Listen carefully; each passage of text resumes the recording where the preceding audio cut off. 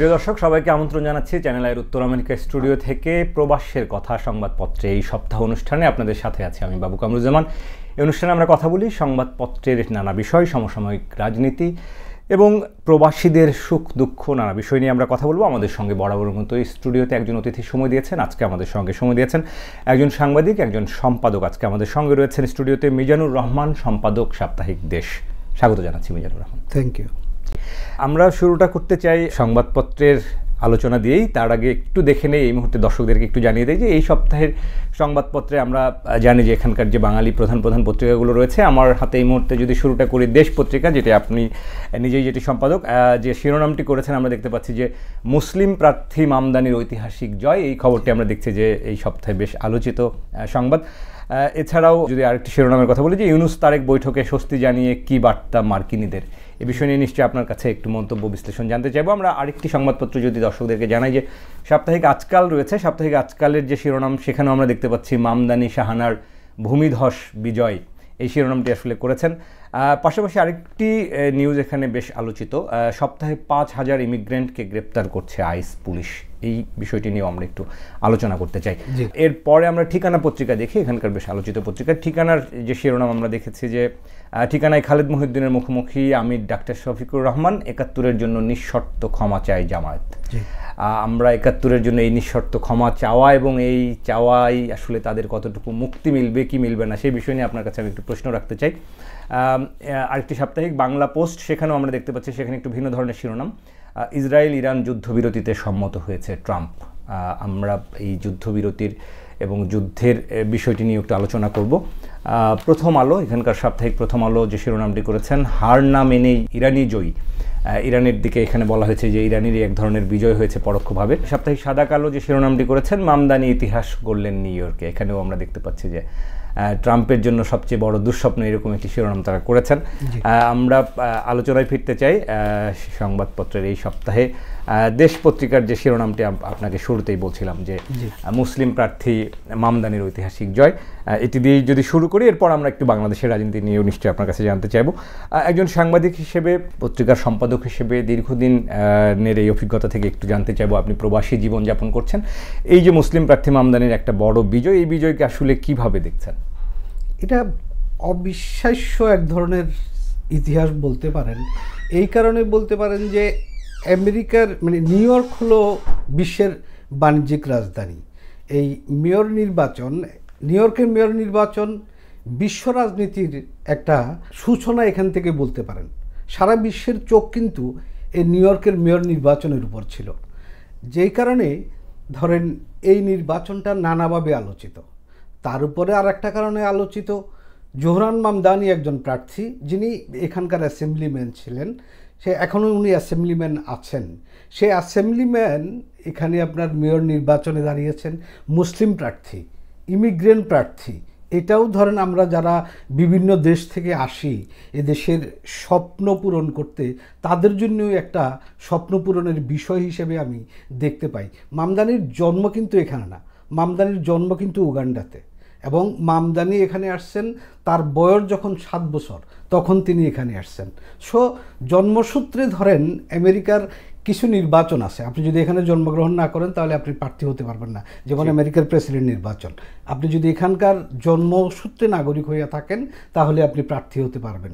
কিন্তু সেক্ষেত্রে দেখা গেল যে একটা সিটির মেয়র ইলেকশনে একজন ইমিগ্রেন্ট সেই কিন্তু ইলেকশন করতে পারে, এবং একজন ইমিগ্রেন্ট মুসলিম যে একটা সিটির মেয়র হওয়ার জন্য যোগ্যতা লাভ করে, মানুষের মন জয় করতে পারে, সেটা সৃষ্টি করেছেন জোহরান মামদানি। জোহরান মামদানির সবচেয়ে বড় শক্তি, আপনি ইমিগ্রেন্ট বলেন সেটাও কোনো বিষয় না, আপনি মুসলিম বলেন সেটাও কোনো বিষয় না। জোহরান মামদানির যে কর্মসূচিটা ছিল, সেই কর্মসূচিটা তরুণ প্রজন্ম যারা এই দেশে আছে তাদেরকে কিন্তু আকৃষ্ট করেছে। তরুণ প্রজন্মের কারণেই আজকে জোহরান মামদানি এই পর্যায়ে এসেছেন এবং তিনি মেয়র নির্বাচনে জয়লাভ করেছেন। সবচেয়ে উল্লেখযোগ্য যে বিষয়টি, একজন প্রার্থী এমন কোনো কমিউনিটি নাই যে কমিউনিটিতে যান নাই। জোহরান মামদানির পক্ষে 50,000 ভলান্টিয়ার খেটেছেন।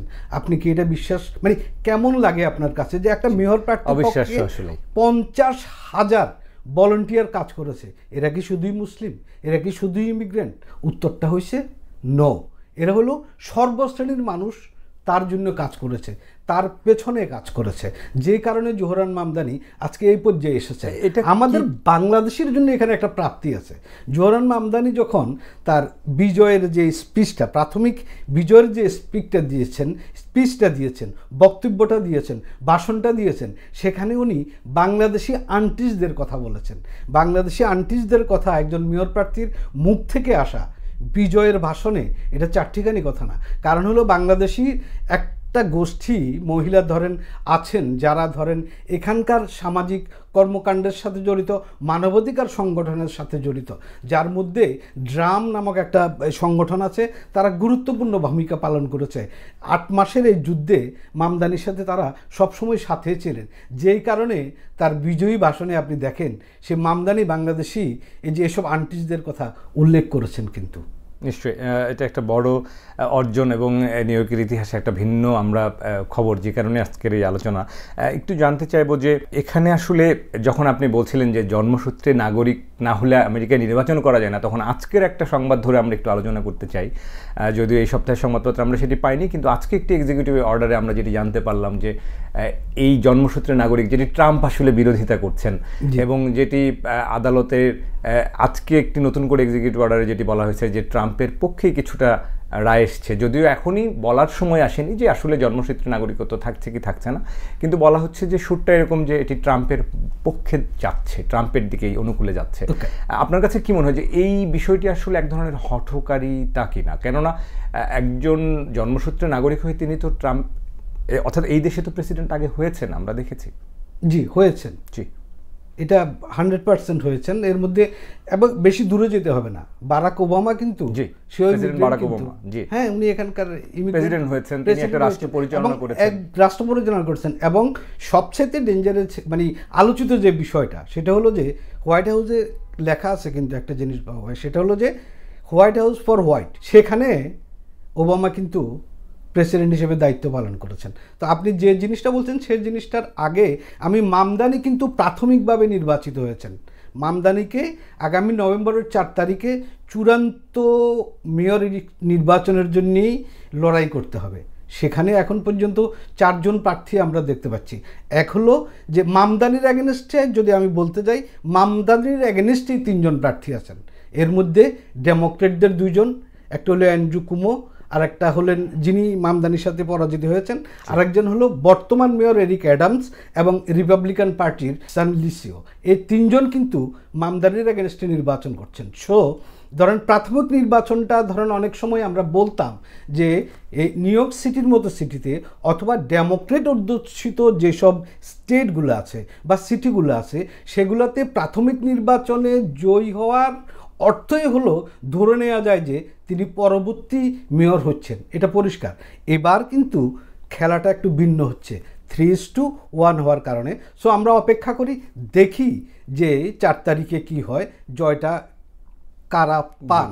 তবে একজন ইমিগ্রেন্ট হিসেবে প্রত্যাশা করব মামদানি যে পরিমাণ ভোট পেয়েছেন প্রাথমিক ইলেকশনে, সেই ভোটটাও যদি উনি ধরে রাখতে পারেন, নির্ঘাত উনি জয়লাভ করবেন, এই নিউ ইয়র্কের পরবর্তী মেয়র নির্বাচিত হবেন। আপনি যে বিষয়টাতে আসছেন, ইমিগ্রেন্টের যেই জন্মসূত্রে নাগরিকত্বের যে বিষয়টা, এটা একটা বিতর্কিত বিষয়। প্রেসিডেন্ট ডোনাল্ড ট্রাম্প এই নির্বাচনের পূর্বে উনি নির্বাচনী যে প্রতিশ্রুতিগুলো ছিল, সেই প্রতিশ্রুতির মধ্যে এটা একটা বিষয় ছিল যে উনি যদি নির্বাচিত হন তাহলে জন্মসূত্রে নাগরিকত্বর যে বিধানটি আছে সেটা উনি বাতিল করবেন। কিন্তু এই বিষয়টা এত সহজ না। আপাতত যেই মানে আপনার রায়টা এসেছে, কোর্ট আপাতত এটাকে স্থগিত রেখেছে, ঠিক আছে। এটা নিয়ে চূড়ান্ত শুনানি হওয়ার পরেই, চূড়ান্ত রায় হওয়ার পরেই আমরা বুঝতে পারবো এটা কি আপনার কার্যকর হবে কি কার্যকর হবে না। আমার প্রশ্নের জায়গাটি যে এই বিষয়টাকেই আসলে একটু অমানবিক বা হঠকারীভাবে দেখেন কিনা, কেননা একজন মানুষ তিনি প্রয়োজনে, একটা শিশু কোথায় জন্ম নিচ্ছে সেখানে তো তিনি জন্মসূত্রে সেখানকারই নাগরিক হবেন। একটা শিশু তো জানেন না তিনি কোথায় আসছেন। তো পৃথিবীতে যখন তিনি মার্কিন যুক্তরাষ্ট্রে জন্ম নিচ্ছেন, সেই শিশুটি কেন সেই দেশের নাগরিকত্ব পাবেন না? এটা এক ধরনের অমানবিক চিন্তা মনে করেন কিনা? না, এটা ডেফিনেটলি শুধু অমানবিক এটা তা তো নয়, এরা সে সূত্রে আমেরিকার সংবিধানকে লঙ্ঘন করা হচ্ছে। এই আইনটা পাশ করতে হলে আমেরিকার সংবিধানের ধারা পরিবর্তন করতে হবে, নাম্বার ওয়ান। নাম্বার টু হলো ধরেন এদেশের মেজর কতগুলো আইন আছে, ধরেন এই আইনটা চেঞ্জ করতে হলে বিভিন্ন স্টেটেরও একটা ভোটাধিকারের ব্যাপার আছে, মতামতের ব্যাপার আছে। আর মানবাধিকারের কথা বলছেন, প্রেসিডেন্ট ডোনাল্ড ট্রাম্পের কাছে মানবাধিকার প্রত্যাশা করাটাই ইমিগ্রেন্ট কমিউনিটির ভুল। এই কারণেই ভুল। আপনাকে বলছি যে আপনি যখন সংবাদপত্রের শিরোনামগুলো পড়ছিলেন যে কয়েক হাজার করে গ্রেপ্তার করা হচ্ছে, সপ্তাহে ৫,০০০-এর শুধু এই গ্রেপ্তারটা অমানবিক আমি দেখছি, এটা কিন্তু মানে স্বাভাবিক অমানবিকের ঘটনা না। যখন একটা শিশুকে তার বাবা মা থেকে বিচ্ছেদ করা হচ্ছে, জেলে পাঠিয়ে দেওয়া হচ্ছে, অন্য দেশে পাঠিয়ে দেওয়া হচ্ছে, সেখানে আপনি মানবাধিকারের কথা বলে আপনি মুক্তি পাওয়ার কোনো কারণ নেই। আপনি যদি ধরেন গাজা যুদ্ধের ঘটনাকে যদি বা গাজা যুদ্ধে যে মানুষগুলো মারা যাচ্ছে তাদেরকে যদি শুধু আপনি মানবাধিকারের কথা দিয়ে সান্ত্বনা দেওয়ার চেষ্টা করেন, এটা মনে হয় দুঃখজনক। নিশ্চয়ই। এবং এই আইনটা যদি পাশ হয়ে থাকে, এটা আমেরিকার সংবিধানের লক্ষণ, আমেরিকার মানুষের যে মৌলিক অধিকার আছে মৌলিক অধিকারের পরিপন্থী বলে আমি মনে করি। কিন্তু আরেকটা জিনিস, আপনার যে স্ট্যাচু অফ লিবার্টি, এটা কিন্তু ফ্রান্স দিয়েছে, এটা জানেন তো? স্ট্যাচু অফ লিবার্টি, অনেকেই জানে। হ্যাঁ, স্ট্যাচু অফ লিবার্টির অর্থটা কি? যে আপনি এখানে আসবেন, আপনি এখানে অবারিত স্বাধীনতা পাবেন। আমেরিকার মূল যে চেতনা সেটা হলো এটার উপরেই। ইমিগ্রেন্টরা এই দেশটা বিল্ড করেছে, ইমিগ্রেন্টরা এই দেশটা আবিষ্কার করেছে, ইমিগ্রেন্টের দেশ এটাকে বলা হয়। কিন্তু এখন সেটি ভিন্ন পথে হাঁটছে। সেটা হলো ডোনাল্ড ট্রাম্প এই বিষয়টাকে অন্যদিকে প্রবাহিত করার চেষ্টা করছে। কিন্তু আপনি নেশনটাকে কিন্তু দুই ভাগে ভাগ করার চেষ্টা করা হচ্ছে। বর্তমান বিশ্বে যে রাজনীতিটা চলছে, এটা হলো আপনি ধরেন পৃথিবীর বড় বড় দেশগুলোতে এই জিনিসটা আপনি দেখতে পাবেন, যে হয় ধর্ম, না হলে আপনার ইমিগ্রেন্ট কমিউনিটি, আর হলো গিয়ে ধরেন এই লোকাল কমিউনিটি, যে এটা আমার দেশ, এটা তোমার দেশ। এই জিনিসগুলা মানুষের মধ্যে ঢুকিয়ে দেওয়া হচ্ছে, বিভেদ, হিংসা, বিদ্বেষ এগুলোই করা হচ্ছে ক্ষমতায় থাকার জন্যে, ক্ষমতা রাখার জন্যে। এই জিনিসগুলো এখন বিশ্ব রাজনীতিতে ব্যবহার হচ্ছে। যেমন ধরেন আপনি অধিকাংশ দেশেই এখন দেখবেন যে মানে ধর্মটা একটা রাজনৈতিক হাতিয়ারে পরিণত হয়ে গেছে। হ্যাঁ, ইমিগ্রেন্ট কমিউনিটি অথবা আমার দেশ তোমার দেশ, এটা একটা বড় হাতিয়ারে পরিণত করা হচ্ছে। এটা হলো অত্যন্ত দুঃখজনক যে আমরা যত উন্নত মানে হচ্ছি, কিন্তু মানসিকভাবে আমরা তত মানে ঘৃণিত জাতিতে রূপান্তরিত হচ্ছি। আমাদের পরিচয় হওয়ার কথা ছিল মানুষ, সবচেয়ে বড় পরিচয় আমরা মানুষ হচ্ছি না, আমরা পশুর চরিত্রগুলোই আপনার এই কমিউনিটিতে, এই সমাজে ছড়িয়ে দেওয়ার চেষ্টা করছি। জি, আমরা শেষ পর্যন্ত তো নিশ্চয়ই আরো দেখবার বিষয় আছে, কেননা সুপ্রিম কোর্ট শেষ পর্যন্ত এটা অনেকদিন চলবে, শুনানি হবে, নাও হতে পারে, বা এটার বিরুদ্ধে মামলা হবে। এখানে ডোনাল্ড ট্রাম্প হলো গিয়া all the time, Donald Trump হলো একটা স্ট্যান্ডবাজ। এটা হলো সবচেয়ে বড় কথা। পক্ষে গেলে আপনি বিচারককে ধন্যবাদ দিবে, বা মানে পক্ষে যাওয়া লাগবে না, যে একটা বিভক্ত হচ্ছে অথবা এটা স্থগিত করছে কিছুদিনের জন্য, সে জোর করে এটা নিজের মনে করবে, নিজের বলে এটা চাপিয়ে দেওয়ার চেষ্টা করা হবে, মানে চেষ্টা করছে, এটা হলো তার। আবার দেখেন আমেরিকায় একমাত্র প্রেসিডেন্ট যে বিচারকেরও সমালোচনা করে, অথচ এদেশের বিচার সুপ্রিম কোর্টের উপরে আর কোনো কিছু নাই, কিন্তু যা বলবেন তাই মেনে নিতে হবে, এটাই কিন্তু ফাইনাল। এদেশের বিউটিটা কিন্তু এখানেই। আপনার নিশ্চয় মনে আছে আল গোরের ইলেকশন আর বুশের ইলেকশনের বিষয়টা, গেঞ্জাম লাগার পরে কোর্ট রায় দিল যে বুশ প্রেসিডেন্ট। আল গোর সর্বাধিক ভোট পেয়েও প্রেসিডেন্ট হতে পারলো না। আমরা একটু মিজানুর রহমান যে বিষয় নিয়ে একটু আলোচনা করতে চাই, বাংলাদেশের যদিও প্রবাসের কথায় আমরা সংবাদপত্রে এই সপ্তাহে নিয়ে বিশ্লেষণ করছিলাম, একটু বাংলাদেশের যারা বাংলাদেশি কমিউনিটি আছে তারা আসলে এখানে যারা থাকেন তারা দেশকে নিয়ে অনেক বেশি ভাবেন, দেশের রাজনীতি নিয়ে ভাবেন, সার্বক্ষণিকভাবেই ভাবেন, তাদের হৃদয়টা আসলে ওখানেই পড়ে থাকে। তো বাংলাদেশের এই মুহূর্তে রাজনীতিতে সবথেকে যে আলোচিত বিষয় আমরা দেখি, লন্ডন বৈঠক হলো, এরপরে সিইসির সাথে আমরা বিএনপির অন্যতম প্রভাবশালী নেতা সালাউদ্দিন সাহেব তিনি নিজেও বৈঠক করেছেন। আজকেও সংবাদ মাধ্যমগুলোতে এসছে এই নির্বাচন ইস্যু নিয়ে, যে কবে নির্বাচন হবে, সিইসির প্রস্তুতি, তারিখ ঘোষণা, এই বিষয়গুলো নিয়ে আপনার কাছে কি মনে হয় যে আসলে বাংলাদেশের রাজনৈতিক পরিস্থিতি, রাজনৈতিক ভবিষ্যৎ বা নির্বাচনী ভবিষ্যৎ কি দেখছেন? নির্বাচনী ভবিষ্যৎ আপনি যেটা যদি বলেন, এটা আপনি নিশ্চিত বলতে পারেন, অনিশ্চিত বলতে পারেন, তবে নির্বাচন হবে। নিশ্চয়ই। সেটা ফেব্রুয়ারিতে হোক, সেটা ডিসেম্বরে হোক, নির্বাচন হবে। আমি বিশ্বাস রাখতে চাই আমাদের প্রধান উপদেষ্টা যে কথাটা বলেছেন যে এই রমজানের আগে ফেব্রুয়ারিতে নির্বাচন হবে, আমি উনার কথায় বিশ্বাস রাখতে চাই। আমি বেশ কিছু সফলতা দেখি, এই কারণেই দেখি, আপনারা দেখেন ৭০ ধারাটা সংবিধানের, এটা কিন্তু বাতিল করতে বিএনপি সম্মতি জানাইছে। খুব আলোচিত একটা বিষয় কিন্তু, যে আপনি সংসদে আপনার দলের বিরুদ্ধে বলতে পারবেন না, এখন বলতে পারবেন। এটা পরিবর্তনের সম্মতি জানাইছে। নানা আলোচনা সমালোচনার পরেও তারেক রহমান বলছে যে 10 বছরের বেশি প্রধানমন্ত্রী থাকা যাবে না। আর আরেকটা জিনিস আমি সবাইকে এই জিনিসটা স্মরণ করতে বলি, যে সংস্কার এমন একটা জিনিস চাপিয়ে দেওয়ার একটা কোনো বিষয় না। সংস্কার একটা চলমান প্রক্রিয়া, এই বিষয়টা কিন্তু চলতে থাকবে। আজকে আমি ধরেন যে বিএনপি বলল যে সব কিছুই মেনে নিল, হ্যাঁ, মেনে নিয়ে তারা নির্বাচন করলো, তারা জয়লাভ করলো, নির্বাচনে জয়লাভ করে সংসদে গিয়ে সব কিছু আবার বাতিল করলো, উল্টাই দিল যে আমরা মানি না, সংসদে বিল পাস করলে এগুলো কিছুই মানি না। তো এটা কী হলো? এই সংস্কারের তো কোনো প্রয়োজন নেই বাবু ভাই। সবচেয়ে বড় সংস্কার যেটা দরকার সেটা হলো নিজের সংস্কার, যে আমি ব্যক্তি, আমি সংস্কার হয়েছে কিনা, যে আমার দল এই কাজটা করতেছে এটা অন্যায়, যে গত 16 বছর যে দলটা দেশ পরিচালনা করছে সেই দলটা অন্যায় করেছে।